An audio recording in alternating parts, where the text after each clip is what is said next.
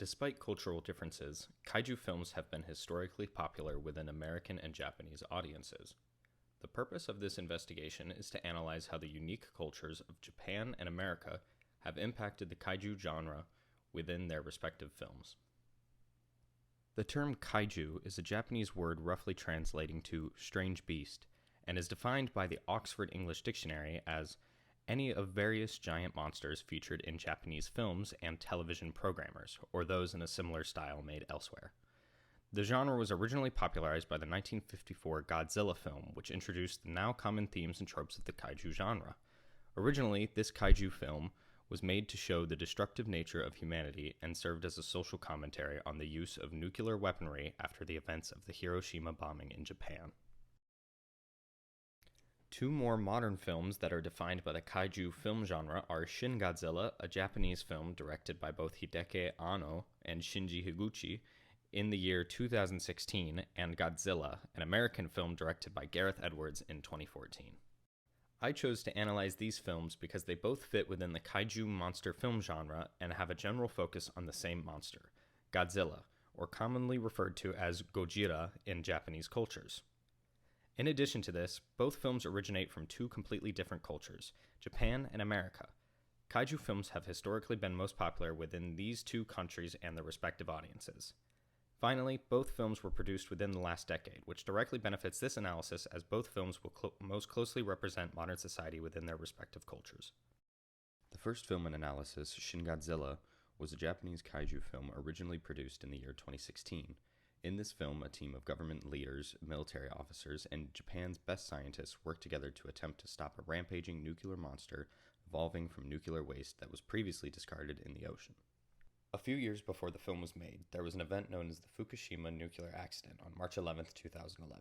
On this day, a large earthquake and following tsunami hit the Fukushima Daiichi nuclear power station, therefore shutting down the power supply and causing major damage to the overall facility.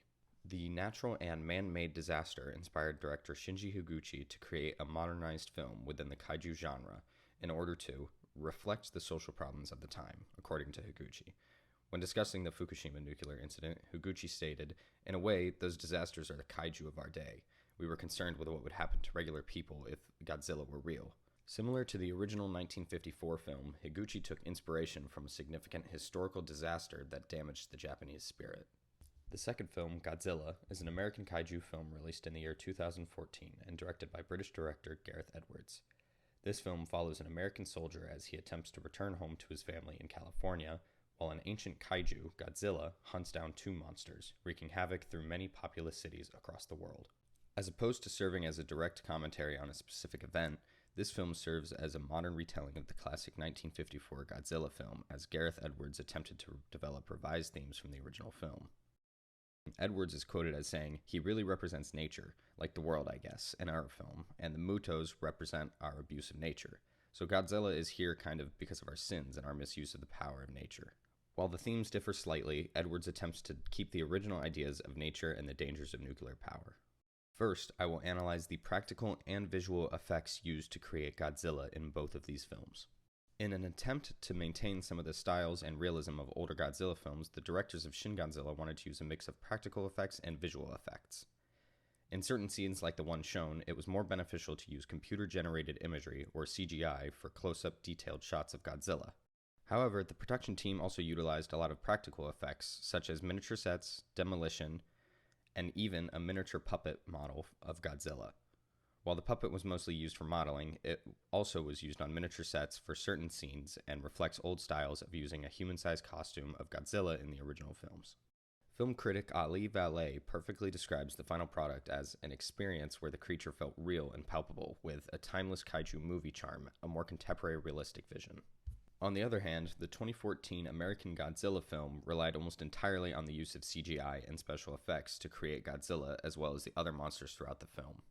Throughout the Golden Gate Bridge scene, we get almost a full view of Godzilla, which is added into the scene using green screen and computer-generated imagery.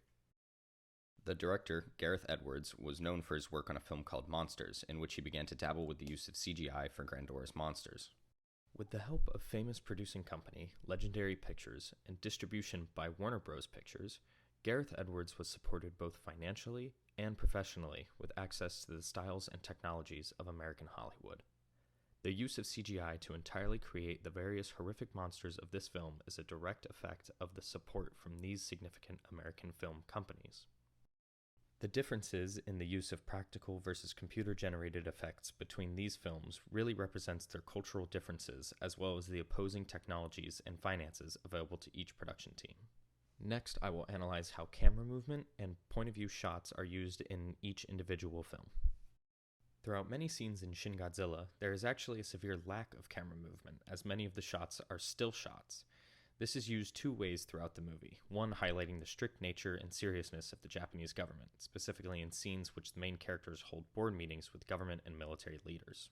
More significantly, these still shots are utilized alongside low ground level angles when showing Godzilla slowly making its way through various cities in Japan.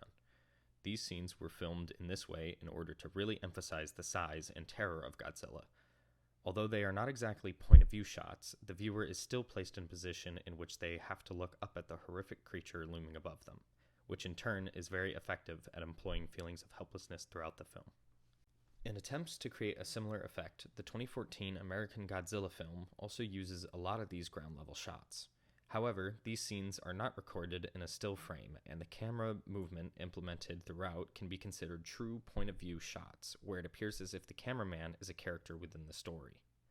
This creates an immersive effect for the film, as the viewers feel as if they are the camera, and serves as a more effective technique in comparison to the cinematography of the Japanese film. These types of POV shots are a new technique implemented within the kaiju film genre as a result of the creative liberties of the American film industry. Finally, by analyzing the ways in which both modern Godzilla films utilize old tropes while also introducing new ones, the effects of cultural influence can be determined. There are many common tropes that connect the various kaiju films from the last century together, generally including the bioweapon beast with some sort of breath weapon, crowd panic, showing shots of people running for their lives from the monsters, and the behemoth battle, where two large creatures go head-to-head in a big fight. While both the modern American and Japanese kaiju films implement many of these original tropes, they also introduce many of their own, which can be traced back to some sort of recent cultural influence or film style. For example, there are many moments throughout Shin Godzilla in which the radioactive creature begins to evolve. Godzilla starts out as a smaller creature, incapable of even standing on its own two legs or carrying its own weight. As the film progresses and Godzilla gets stronger, he begins to evolve until eventually reaching his final form, which allows him to destroy the city of Tokyo. This idea for creating a creature that evolves throughout the film is representative of the ever-changing and evolving concept of Godzilla throughout the years. Higuchi was inspired to create something new and is quoted as saying, "Godzilla went through these stages, resetting itself, developing, and then succumbing to exhaustion, until it just got so big it had to stop." The introduction of new tropes such as these provided a new take on the classic stories that many loved and really showed the evolution of the genre as a whole. Meanwhile, the American Godzilla film implements many new character tropes commonly seen in other action movies throughout the American film industry. Some of these character tropes include the mad scientist who was right about the existence of monsters all along, the American military hero who must return home to his family, and the stubborn military leader who never listens to the knowledgeable scientists. The introduction of tropes such as these really show the influence of the American film industry on this interpretation of kaiju films. After analyzing three areas of these kaiju films, the practical and visual effects, the cinematography and use of camera shots, and finally the modernized kaiju tropes, it is clear that the kaiju genre is a basic mold that can be utilized by many cultures and shaped by their individual experiences in order to express their unique perspectives.